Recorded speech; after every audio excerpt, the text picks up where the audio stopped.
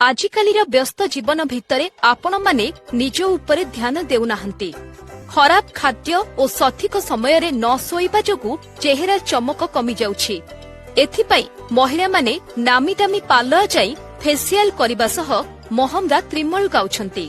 କିନ୍ତୁ ମୁହଁର ସୁନ୍ଦରତାକୁ ଦ୍ୱିଗୁଣିତ କରିବା ପାଇଁ ସହଜ ଓ ସରଳ ଉପାୟ ରହିଛି।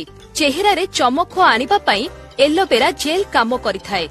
ରାତିରେ ଶୋଇବା ସମୟରେ ମୁହଁକୁ ଭଲ ଭାବେ ଧୋଇ ପୋଛି ଦିଅନ୍ତୁ। ପରେ ଏଲୋଭେରା ଜେଲ୍ ଲଗାଇ ଶୁଅନ୍ତୁ।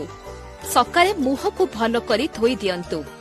ନିୟମିତ ଏହା କରିବା ଦ୍ୱାରା ଦାଗ ଦୂର ହେବା ସହିତ ମୁହଁ ଉଜ୍ଜଳ ଦେଖାଯାଏ। କଦଳୀ ଓ କ୍ଷୀର ମୁହଁରେ ଚମକ ଆଣିଥାଏ। କିଛି ପାଚିଲା କଦଳୀକୁ ଚକଟି ସେଥିରେ କିଛି କ୍ଷୀର ମିଶାନ୍ତୁ। ଏହାପରେ ମିଶ୍ରଣକୁ ମୁହଁରେ ଲଗାନ୍ତୁ। ଶୁଖିଯିବା ପରେ ମୁହଁକୁ ଧୋଇ ଦିଅନ୍ତୁ।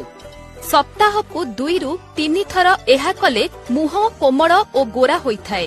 ପୁଦିନା ପତ୍ରରେ ଭିଟାମିନ୍ ସି ଓ ଆଇରନ୍ ରହିଥାଏ। ପୁଦିନା ପତ୍ରର ରସ ମୁହଁରେ ଲଗାଇବା ଦ୍ୱାରା କଳା ଦାଗ ଦୂର ହୋଇଯାଇଥାଏ। ସବୁଦିନ ପୁଦିନା ପତ୍ରର ପେଷ୍ଟ ପ୍ରସ୍ତୁତ କରି ଆପଣ ମୁହଁରେ ଲଗାଇ ପାରିବେ।